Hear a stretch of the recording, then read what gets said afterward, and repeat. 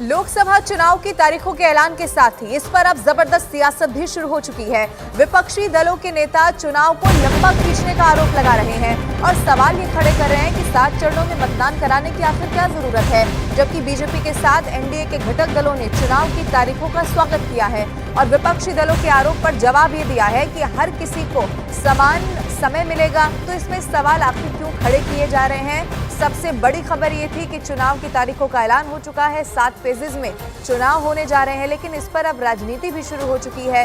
विपक्ष की तरफ से चुनाव को लंबा आखिर इतना क्यों खींचा जा रहा है, इस पर सवाल खड़े किए गए। तो फिर बीजेपी के साथ साथ जो एनडीए के तमाम घटक दल हैं, उन्होंने ये कहा कि सभी को इन चुनाव के लिए समान समय मिलने जा रहा है। तो फिर आखिर विपक्ष को इसमें दिक्कत किस बात की है?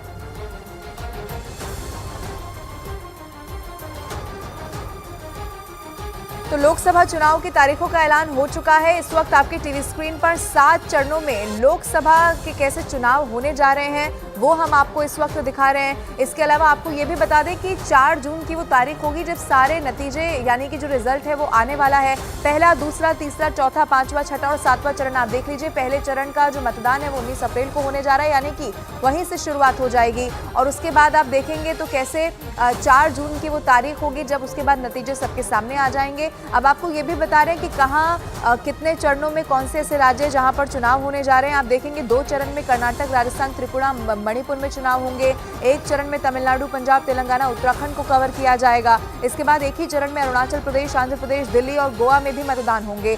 गुजरात, हिमाचल प्रदेश, हरियाणा और केरल में भी 1 चरण में ही चुनाव होने जा रहा है।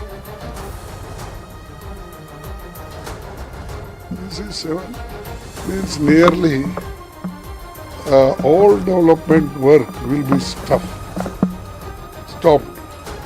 and stopping nearly 70-80 days means you imagine how the country will progress, because election code of conduct, people will not move. तो आप इस चुनाव को 4 चरण 3 चरण में भी कर सकते हैं, लेकिन क्या ऐसा कारण है कि 7 चरण में से आप बार बार करवाते हैं और आप सारी नसीहत केवल पॉलिटिकल पार्टीज को देते हैं? और आपको अच्छे से पता है कि पॉलिटिकल पार्टीज की स्थिति आज देश में क्या हो गई है सरकार के सामने। फिर भी अब हम सब चुनाव में जब आ ही गए हैं तो चुनाव में जनता के बीच जाकर अपनी बात रखेंगे और एक अच्छा लोकतंत्र, एक स्वस्थ लोकतंत्र भारत देश में आए, इसकी कामना करें। আমরা বারবার বলেছিলাম যে পশ্চিমবঙ্গের ক্ষেত্রে এই নির্বাচনের ধাপ 2টি ধাপে অথবা 1টি ধাপে হোক, কিন্তু আমরা দেখলাম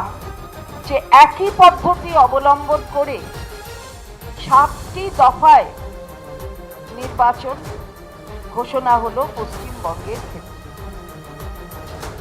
लंबा एक फेज है जिसमें पहला फेज यानी 19 अप्रैल से शुरू करके और लास्ट फेज जून के महीने में भी चला गया और 4 जून को उसका रिजल्ट निकलेगा।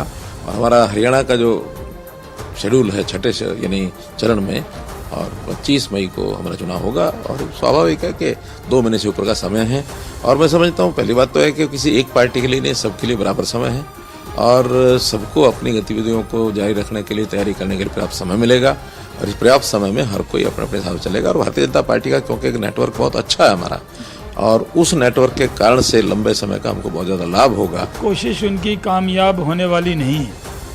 हर जगह मोदी मोदी है, आएंगे मोदी, छाएंगे मोदी, जीतेंगे मोदी, प्रधानमंत्री बनेंगे मोदी और इस राष्ट्र को फिर से विश्वगुरु बनाएंगे मोदी।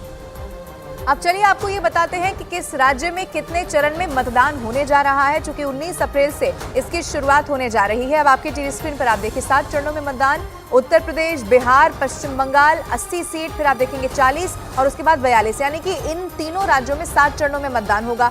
5 चरणों में मतदान महाराष्ट्र में होने वाला है। जम्मू कश्मीर की भी 5 सीटें आपको इसी तरह से डिवाइड होती हुई दिखेंगी। 4 चरणों में मतदान मध्य प्रदेश, ओडिशा और झारखंड में इस बार होने जा रहा है। 3 चरण की बात करें तो इसमें छत्तीसगढ़ और उसके साथ असम की 14 सीटों को कवर किया गया है। 2 चरणों में कर्नाटक, राजस्थान, त्रिपुरा और मणिपुर में 2 चरण में चुनाव देखने को मिलेंगे। और फिर आगे बढ़ते हुए आपको ये भी बता दें कि 4 जून को सबके नतीजे घोषित हो जाएंगे, यानी कि 4 जून का वो दिन होगा जब काउंटिंग होने वाली है। अब पश्चिम बंगाल में 7 फेज में इलेक्शन होने से टीएमसी ने नाराजगी जाहिर कर दी है और ये कहा है कि वो एक चरण में चुनाव कराने की मांग कर रहे थे, लेकिन साथ में टीएमसी दावा ये भी कर रही है कि चाहे जितने चरणों में मतदान करवाया जाए, चुनाव जो नतीजा है वो सबके सामने आ जाएगा। हमारे साथ हैं दादा। चुनाव की घोषणा तो हो गई, 7 फेज में चुनाव पश्चिम बंगाल में। देखिए, हम लोगों का मांग था कि एक फेज में चुनाव हो, क्योंकि बंगाल का लॉ एंड ऑर्डर स्थिति बहुत अच्छा है। लेकिन हम लोगों को ये भी उम्मीद था, क्योंकि जिस तरीके से चुनाव आयोग को बीजेपी में अपना जेब में डाल लिया, सिंस इंडिपेंडेंस हम लोग कभी ऐसा नहीं देखा कि प्राइम मिनिस्टर का इलेक्शन हो रहा है और प्राइम मिनिस्टर और होम मिनिस्टर बैठ के सिलेक्ट कर रहे हैं कि कौन इलेक्शन कमिश्नर होगा। ये पहली बार यहाँ देश में हुआ है।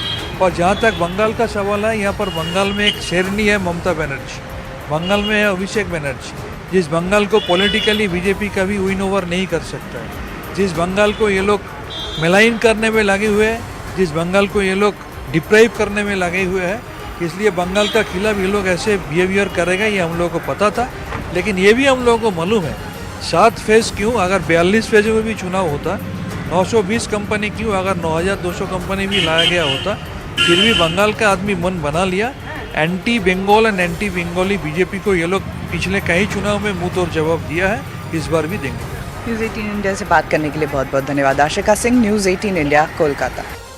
और वहीं पश्चिम बंगाल बीजेपी के अध्यक्ष सुकांत मजूमदार ने 7 चरणों में होने वाले चुनाव का स्वागत किया है, लेकिन साथ ही में पश्चिम बंगाल में शांति व्यवस्था बनाए रखने को एक बड़ी चुनौती करार दिया। 7 फेजेज में इलेक्शन होगा। पिछली बार भी बंगाल में 7 फेजेज में इलेक्शन हुआ था। 19 तारीख से फर्स्ट फेज और सेकंड फर्स्ट फेज शुरू हो रहा है, तो हम इस डिसीजन का स्वागत करते हैं और हम चाहते हैं कि पूरा peaceful, free and fair election हो। सेंट्रल फोर्सेस की उपस्थिति, सीएपीएफ की उपस्थिति में पूरा इलेक्शन हो। पूरी शांति बजाय व्यवस्था बना के रखना ये इलेक्शन कमीशन की जिम्मेदारी है, तो उनको चाहिए शांति व्यवस्था बनाने के लिए जितने कड़े कदम लेना है उतने कड़े कदम लेना चाहिए।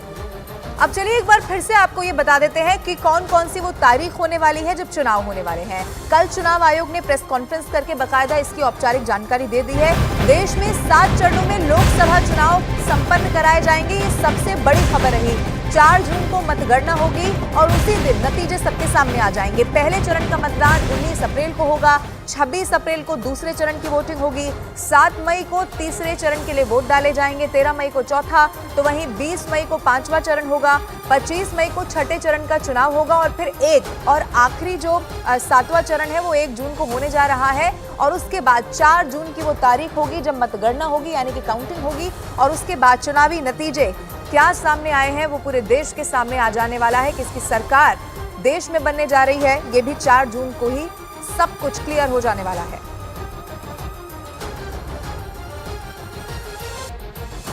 अब विपक्षी पार्टियां चुनाव की तारीखों पर सवाल उठा रही हैं, तो बीजेपी इसका स्वागत कर रही है और अलग अलग राज्यों